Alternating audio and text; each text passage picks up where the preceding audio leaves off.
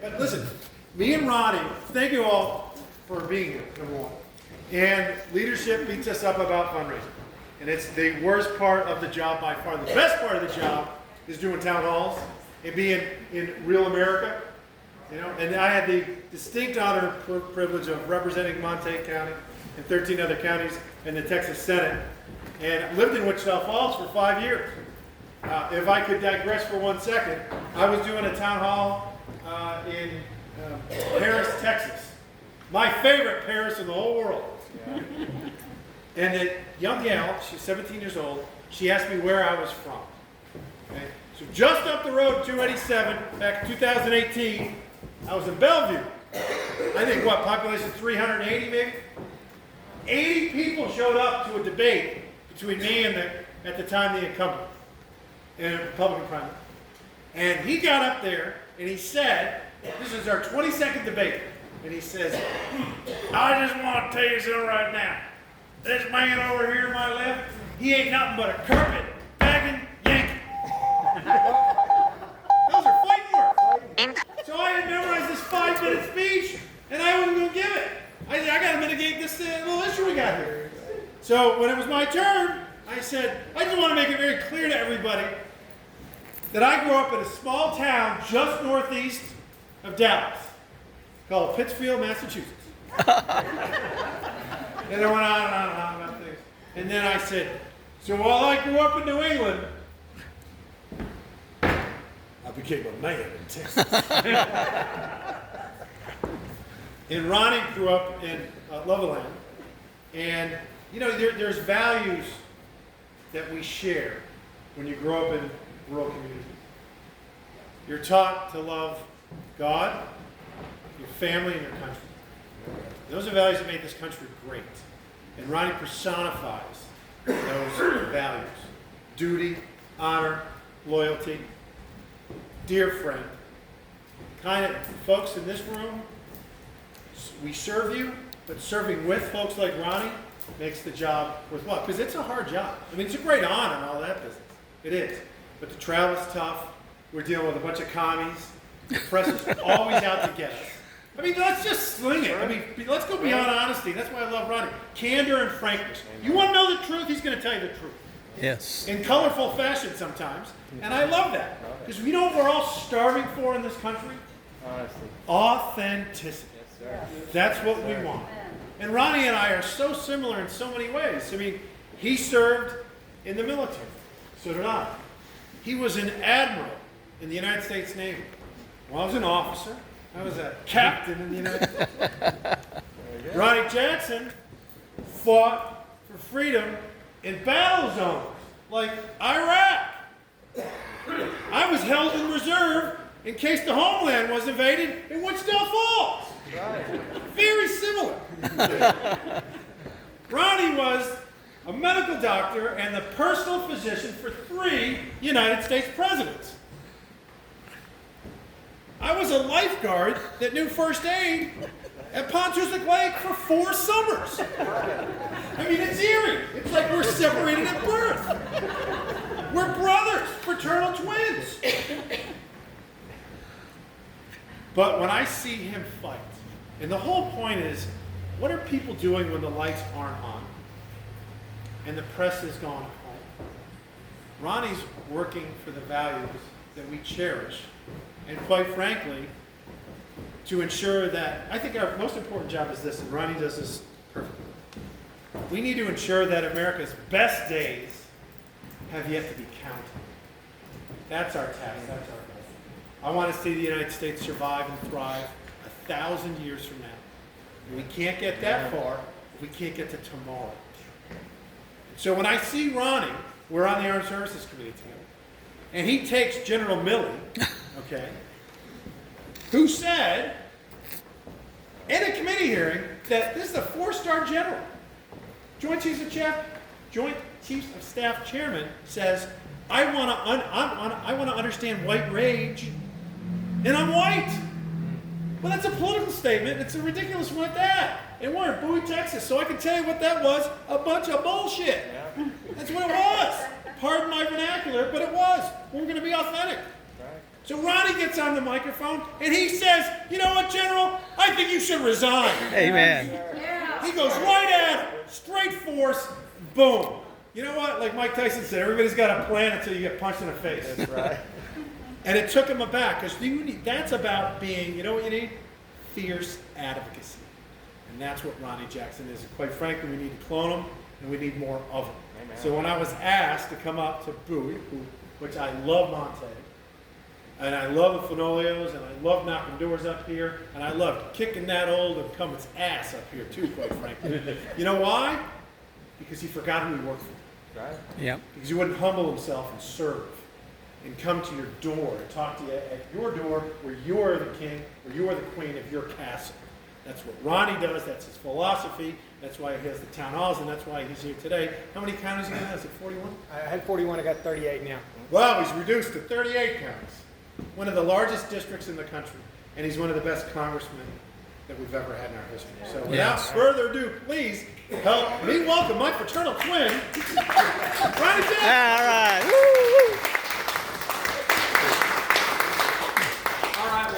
You guys know Pat well enough to know that, like, Pat suggested that we should clone me or something. We can't do that with Pat Fallon, because I don't care whatever happens. I don't care how evolved science ever gets. There's never going to be but one Pat Fallon. This man is unique. He is my brother. He is one of my best friends in Congress. We are inseparable. I love the man. He's just, he's made being in Congress fun. And I just want to thank you, Pat, for everything you've done for me. He's an awesome, awesome guy. And if I didn't have people like Pat Fallon around, I don't know if I could stay up there and do what's required. But thank you. I want to thank all you guys for coming. Robert, Nolan, thank you guys for putting this on. This is fantastic.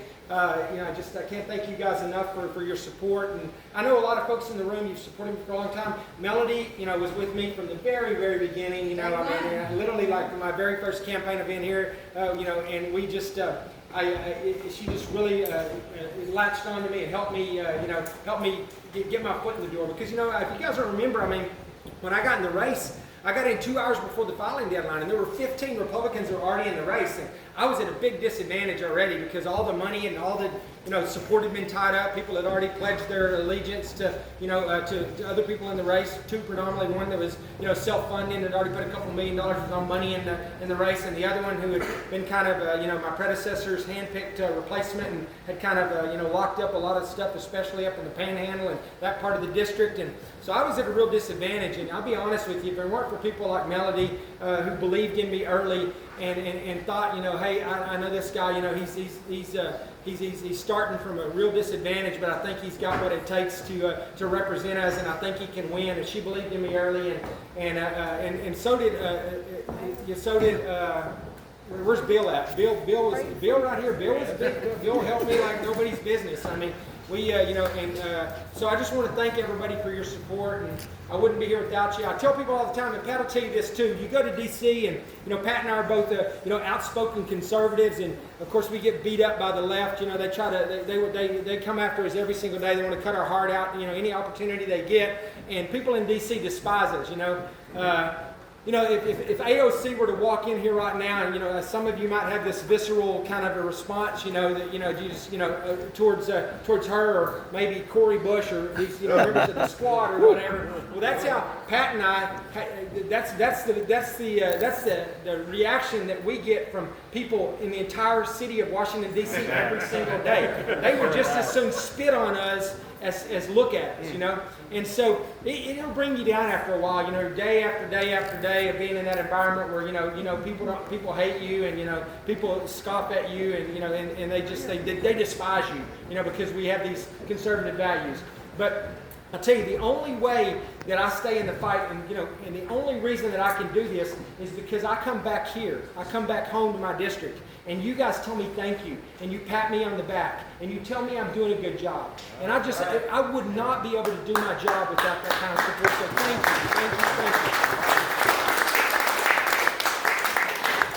And I tell you, you know, things are better than they were a couple of years ago. It's been a rough, Pat, you know, Pat can tell you as well. We had a rough 2 years when we first got there. You know, we didn't have the House, we didn't have the Senate, we didn't have the White House. We were in the minority, and you know, it was just, you know, Nancy Pelosi's world, and it was a disaster, and it was kind of a miserable existence. We didn't control the committee hearings. We didn't control what the topics were, who the witnesses were, you know, none of that, what went to the floor to get voted on, none of that, you know. And to be honest with you, I'm on Armed Services, Pat's on Armed Services with me, I'm on Foreign Affairs, Pat's on Oversight, I'm on, you know, Ag and the Select Committee for COVID. I've got 4 committees. My plate's kind of full, but the first 2 years I was on Armed Services and Foreign Affairs. Pat can attest to this. We didn't talk about anything. It didn't matter what committee you were on. You could be on Energy and Commerce or Ways and Means or, you know, Foreign Affairs or Armed Services, whatever. We didn't talk about anything unless it had to do with their woke social agenda or their green energy, you know, Green New Deal garbage. Yeah. If it didn't have something to do with one of those 2 topics, or pronouns, or transgenders, or something like that, they didn't care about it. And I'm talking in our Armed Services Committee. We got China and Russia and Iran and you know, in North Korea we have all these big threats, and all they want to talk about are pronouns, right? And white supremacy, and you know, and all this other garbage that they're just generating to divide this country. And I've seen it. You know, this is the Biden administration is really.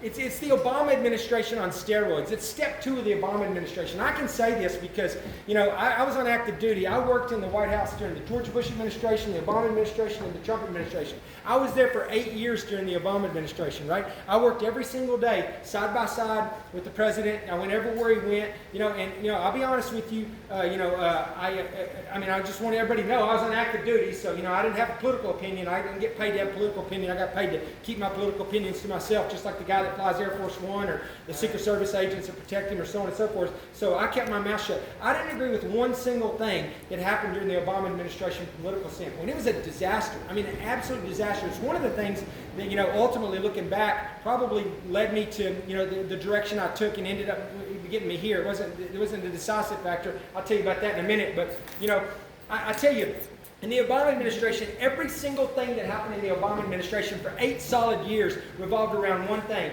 predominantly, identity politics. Right? It was straight versus gay, black versus white, rich versus poor, man versus woman. All they wanted to do was split us. They wanted every one of you to feel like you were part of a small, persecuted, community that had to be, had to be on guard for everybody else and had to be against everybody else. That's how they accomplished what they accomplished. They split us as a country. They take the fact that we're all Americans away from us, and they try to make us think that we're, pit Americans against Americans. They've done a fantastic job of that. They did a good job of that kind of behind the scenes during the 8 years of the Obama administration, and then during the Biden administration, it's on steroids now. It's out in the open now. They don't care who knows what's going on now anymore. They think they're untouchable. They think they're invincible. And, you know, evidenced by, if you would have asked me, and Pat will agree to this, if you would have asked me 4 or 5 years ago, what's the #1 threat to this country right now, without hesitation, I would have said China. Right off the bat, China. It would just come right out of my mouth without even thinking about it. I don't think that's our biggest threat anymore. I think China's a huge threat to this country, and it's something that we need to be addressing aggressively. But it's not the biggest threat to this country. The biggest threat to this country right now is our own government, right? Yes. Our own government. The way they've weaponized the DOJ and the FBI and, you know, and the DEA and, every component, every branch of government within the executive branch of government, they've weaponized them against their political opponents, right? To prosecute and come after, you know, potentially jail their political opponents. That's the kind of crap that happens in the Soviet Union, right? That's the Soviet Union. That's the Soviet Union or Communist China or even Nazi Germany. That's where we're headed right now. It's crazy. You know, I don't make that comparison lightly, but this is the way we're headed right now, right? I mean, it's terrifying. It should scare every American, whether you're a Democrat or an independent or Republican. You should be terrified about what you're seeing right now in the federal government. Terrified, right? I know I am. And so, you know, Pat and I are fighting every day. We're still in an unfortunate situation right now where we have the House, right, with a slim majority too. We just have a 5-seat majority in the House. There's some advantages to that, more disadvantages than advantages. We have a 5-seat majority in the House. I'll be honest with you, we have a little bit of a problem. We have some rhino Republicans from New York who are constantly threatening to side with the Democrats and dragging us down a little bit. But right now we're doing a pretty good job of moving things forward. The problem with this is we're passing a lot of really conservative legislation out of the House. We're passing stuff related to border security. We're passing stuff related to to the economy, and and all there's a variety of things we passed. Energy. We've done our energy policy, HR1. We've done a lot of great things in the House. We've got a lot of really solid, hardcore, really conservative legislation that came out, and all the Republicans voted for it, and all the Democrats voted against it. But we got more than they do, and we kept our numbers together. We pushed it out of the House. The problem we have right now that they're nothing more than messaging bills right now, because what happens? They go to the Senate and they die in the Senate, and on the outside chance that one of them slips past the Senate and they vote for it, it goes to the president's desk and he vetoes it, right?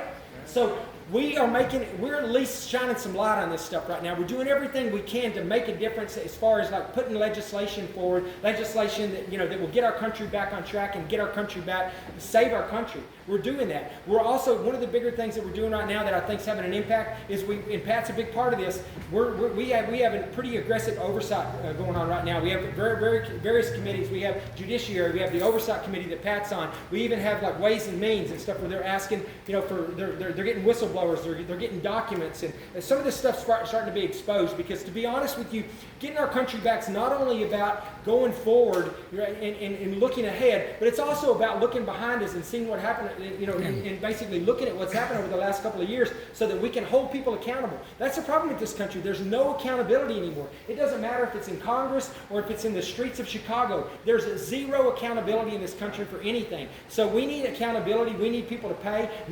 Things are not going to change until people are held accountable, so people go to jail. And so we're working on that right now. We're focused right now, first and foremost, on taking apart the Biden crime family right now, because it's absolutely ridiculous. If you look at some of the stuff that's out there right now, anything that you can go back, you can look at Nixon, you can look at anything that's happened in my lifetime, and it pales in comparison to the stuff right now that the Biden administration has been accused of, which looks like it's all legitimate. And I'm just like Pat. I'm to the point now. I don't want an impeachment inquiry.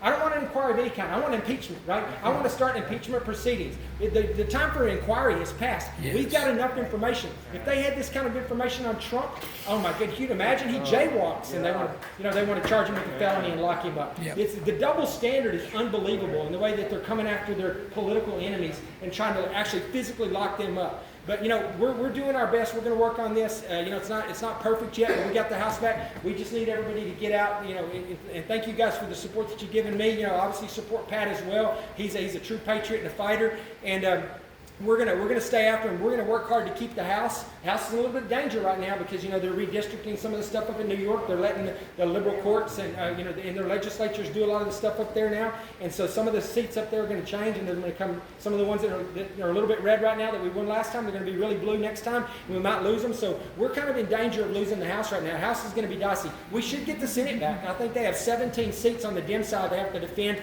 We only have like 5 or 6 on the Republican side we have to defend. So the numbers would indicate that we're probably going to get the Senate back. But we got to hold the House. We need the House and the Senate. But more importantly, more than anything, we need the White House back. Right? Yes. I'll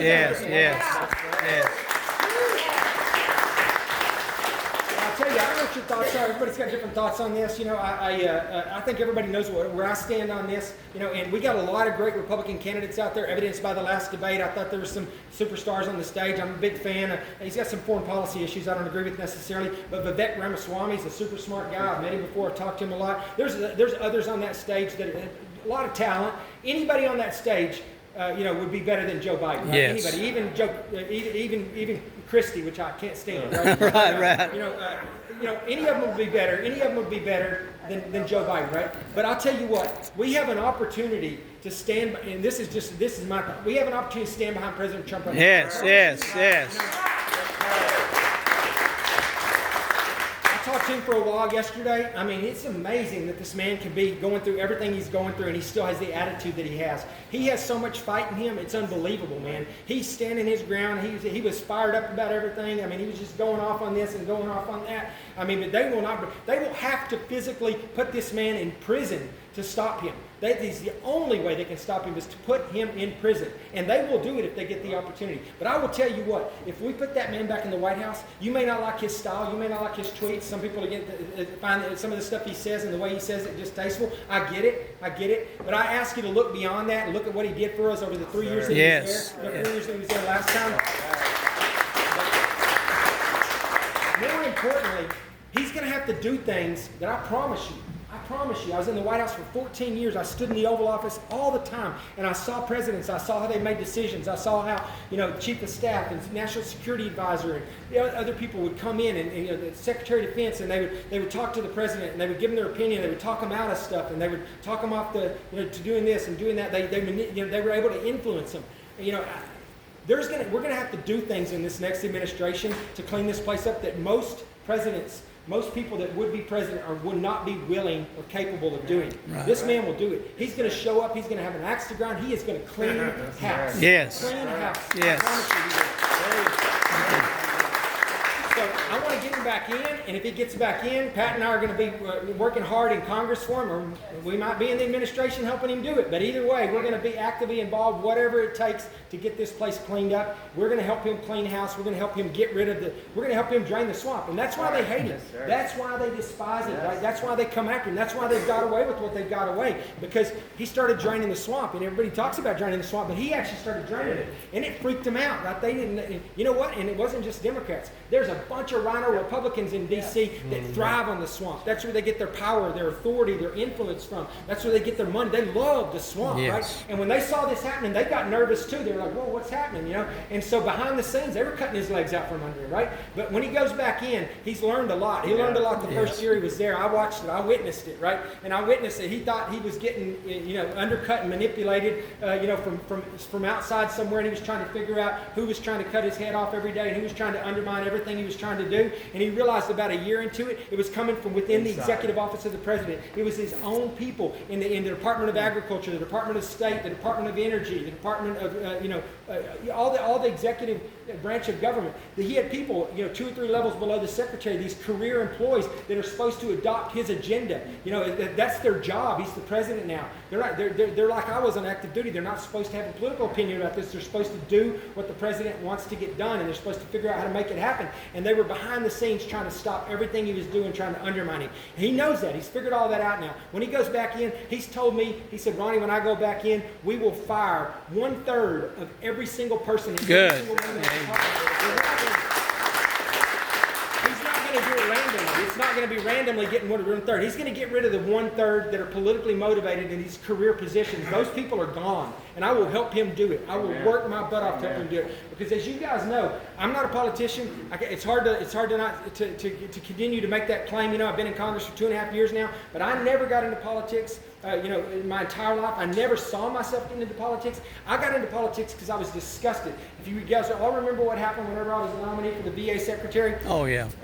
If that had happened to me now, I would be the VA secretary because I would have stood my ground. I would have told them to cram it. I would have made them have my confirmation hearing, and I would have got confirmed. But I wasn't the same person then that I am now. Right? That process changed me. That process led me to where I'm at right now here in front of you. It did, and it made me who I am today. And it made me, just like Pat said, my superpower in Congress right now is I don't give a damn what they say about me. I don't care, right? And Jane doesn't care, my kids don't care. We've been through the meal. They've tried to butcher us over and over and over, and we've got to the point right now where I'm going to do what I need to do. I'm going to say what needs to be said, and I don't care what they think about it or what they say about me. I don't care anymore. And so, and Pat's the same way. And we, we need more people like that. But people come into politics for different reasons. But I'm here for the right reasons. Pat here's for the right reasons. We're here because we care about our country, because we love our country, and because we see our country going off the cliff to a point where we will never ever get it back if we have another Democrat in the White House for 4 more years. So with that, I'm going to close it up and I'm going to open it up for questions. Pat, come up here. You can ask questions to me and Pat. Can we give a big round of applause for the better half of the Jackson team, Jane? Yes.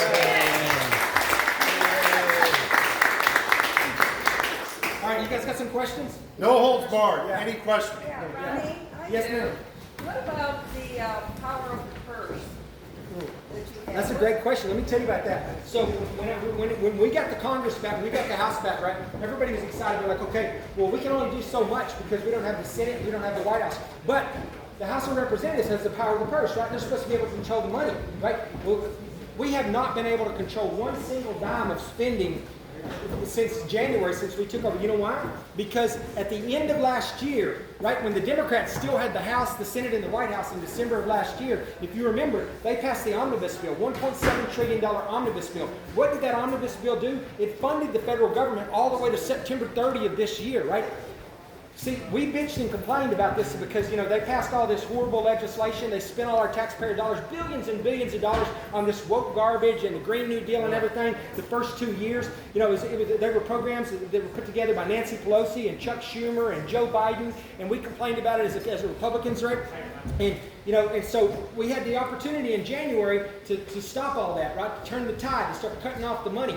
But they passed that $1.7 trillion omnibus bill, which basically took that funding, those funding levels, and all of those priorities and everything, just extended them into this year until September 30th. How did they get away with that? Everybody in the House, I think almost all the Republicans, if not all the Republicans, most of us voted against the omnibus and voted against it. But we didn't have the majority at the time. The Democrats had the majority. So despite the Republicans voting against it, it passed anyways out of the House, right? But all the Republicans, for the most part, voted against it. Then it goes over to the Senate. What happened in the Senate? It needs 60 votes to pass in the Senate, right? They only had 50 votes. Conceivably, it should have died in the Senate. 17 Republicans in the Senate voted for it. 17 Republicans in the Senate. Yeah, one from Texas, right? And I was so disturbed and so upset by this. And so now we're locked into their spending. Now we're in a situation, once again, we should be controlling this, right? What are we about to do? Pat and I are about to go back right now. We have 12 appropriations bills that are supposed to be passed before September 30. We've passed one of the 12. One of the 12.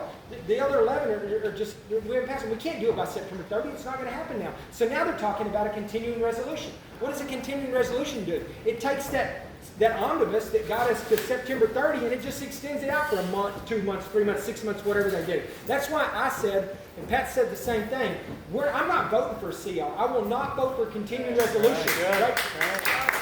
Unless, the only way I'm voting for continuing resolution, if there's stuff in there to secure our border, right? And if there's stuff in there that will basically come after the DOJ and the FBI and send an undeniable message to them that this is not okay and we're not going to put up with this crap anymore, right? If that happens, I'll vote for a continuing resolution until we can get some appropriations done and get the right thing done. If that doesn't happen, I'm a no vote on the CR. And if they shut the government down, shut the government down. I don't care. Because there comes a point where shutting the government, and I don't want to see the government get shut down, I don't. But there comes a point where the consequences of shutting the government down are less than the consequences of staying on the path that we're on right now. At some point, we have to stop this. Amen. I want to thank both of you guys for what you're trying to do on the border. You know, and as a state representative, we bumped from when Pat was there with me, $800 million down to $5.1 billion to get more boots on the ground, more technology, and and more walls, barriers. But the reality is, we need your help. And I think we've sent a bill to the federal government every year since Pat was there. I think that was the first time we did it. And obviously, nobody's going to do anything when we have Biden in charge. Pat can tell you, we're going to stay on that, and we have a little bit of power. The Texas delegation is the biggest delegation in the Republican Party, so we have a lot of power. We have a lot of influence. When we get together and we decide we're voting the same way, we can control the agenda to some extent. And I'll tell you that it'll take us getting a Republican House, a Republican Senate, a Republican President. But when that happens, the first thing Pat and I'll do is putting a bill together to reimburse Texas for the money that we spent doing the federal government. Well, our office filed a Lone Star Reimbursement Act because it's into the billions of dollars. Right. So I found it funny. I did a Fox Business interview yesterday, the day before, and Eric Adams, the mayor of New York City, had this speech where he said, "We're going to lose New York City as we know it, the city that we love, because they have 110,000 illegal migrants up there. They say it's going to cost them $12 billion, 110,000 illegal migrants." Well, what do you think a few million illegal migrants cost? By their math, that means it's cost Texas $250 billion. But this is what we should do. First of all, they asked me, they have this wait in Texas policy that Biden wants to have. You all seen that? Where the illegal migrants stay in Texas and they're not allowed to leave the state, whereas President Trump had wait in Mexico. Yes. So I think because Joe Biden went to elementary school in 1842, he thinks that Texas is a separate country. And that's why he has this, but it's ridiculous. So what we should do from now on, anybody that comes across the border illegally, if they're not repatriated to their home country, they should stay in sanctuary cities only. Yes. They should stay in liberal homes that are all for the border open. Fine, then you pay for the consequences of that. But typical liberals, they go, oh, whoa, whoa, whoa. Don't bring them to my house. You pay for it. And that's why you see a shift along the southern border with the fellow that Lynn and I served with, Ryan Guillen. He was a 20-year state representative Democrat who switched to the Republican Party. a lot of folks down there, because the Americans that are, what, 95% of Hispanic extraction along our border are becoming Republicans because they understand the party that's going to protect them and protect our country as Americans, unifying, not dividing. Conservatives have always known that success and talent and skill and ability come in all shapes, sizes, and shades. It's the Democrats who are obsessed with race. And so I would say by extraction, they are racist. Not all, but many. And we've got to call that out and take it, just like Ronny, right back at them and say, no, you are the racist. And I'm tired of that garbage because I've knocked 15,000 Republican primary doors and met people at those doors. No racist. No. In fact, there's one guy, Sanger, Texas. You represent Sanger? Yeah, and you called me about every time you met one of my vet clients. There's one fella, super conservative guy, like Robert Fenoglio conservative, right? Just down, home, earth, loving, patriot America. And he's saying all these things, and I go, I gotta get a sign in this guy's yard, I'm not gonna win this election. And then he says something that I found interesting. He said, no, I don't believe in the electric chair. I thought, well, that's kind of inconsistent with all these hard right policies that I loved him. And I said, really, that surprises me because of the other things you said. And he goes, no, I don't believe in the electric chair. I believe in the electric bench. Once you got them all there, line 3, 4 of them up and give them a zap. That's the kind of people we represent. And I don't know if you guys know about what what Pat's talking about, but I just saw it last night. It just came out last night. But Biden's talking about putting together an executive order. Via executive order, he's going to require that any immigrants, illegal immigrants that are crossing our southern border, that they can't leave Texas. They have to stay in Texas. No. Right? And this is him trying to appease these mayors in these blue states, New York and elsewhere, and these mayors and governors that they're not going to be able to leave the state of Texas. Now I don't see how that's legal, right? He said they're going to go to this extreme, put ankle bracelets on and stuff to make sure they don't leave the state. That's crazy, right? It's probably not legal. But here's the problem: they don't care. They know everything they do. They don't care if it's legal or not. They know that it's got to go through the process, getting challenged in the courts. And they know it'll be 2 years before the Supreme Court, if somebody tells them this is unconstitutional, this is not legal, and by then the damage is done, right? And it's part of their grand plan. They just don't care. They have no respect whatsoever for law and order of any kind, right? And so that's what we're dealing with on a day-to-day basis. So thank you that you guys control the House, otherwise it would happen. Yeah.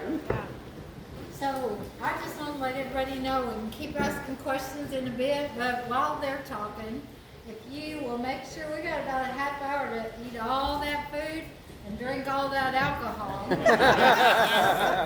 Or I have to take it home with me. Right? And So, Melody please made a feel- drink called the Ronny Jackson. You have one yet? Ooh, I don't know. if I have a Ronny Jackson, I know I'm not driving home. Wait, no. What's the other drink? There's another one over there. It's called the Border Walls. Now, there's what you shouldn't be driving with. And I wanted to make sure that since we got to start talking, we have the mayor of Nakona. Yoo!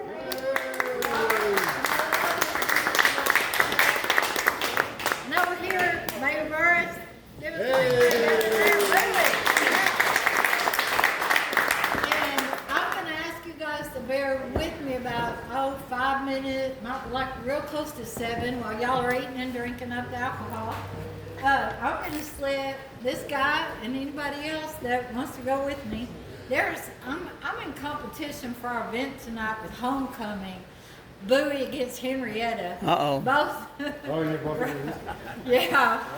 And so they've asked me, could I sneak him out the back door to flip the coin between those two teams? So we're going to run right up here to the stadium and do that real quick, flip the coin, Before you leave. and come back over here. Good for you.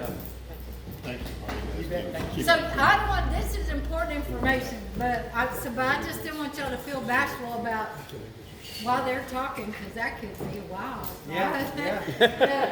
For the pizza and the chicken wings and the tiramisu and all, and the salad goes cold, I'll go get you some and get you a border wall. And I just came back. I just left Austin to get back to Texas. And I haven't seen my boys. I promised them a baccarat tournament. That's how I used to teach them math when they were little. So Are you going right now to do the point? I think so, yeah. About 10 till 7. What time is it? It's 6:30. 6:25. All right, well, I'm gonna flip that coin with you in spirit. Yeah. And, so I wanna thank everybody again, cause I gotta split. Now, we have a grassroots rally afterwards, where we're gonna open the doors to anybody from Bowie that wants to just come in and take a picture and meet anybody. Monty Dawson, we're at Monty. Everybody from Montague County knows, and beyond knows Monty Dawson. He's out where? He's high. There you are. Singer, songwriter, right here grown in our own hometown, and he's on the playlist we got playing around. You'll hear that too. He has agreed to entertain everybody for a little bit while I sneak him off. I will bring him right back once I do. But for now, y'all get something to eat. Okay. This is Texas football. Yes, sir. Glenn, doctor. Yes, that's right. Just in case. Oh, Short guys in the middle.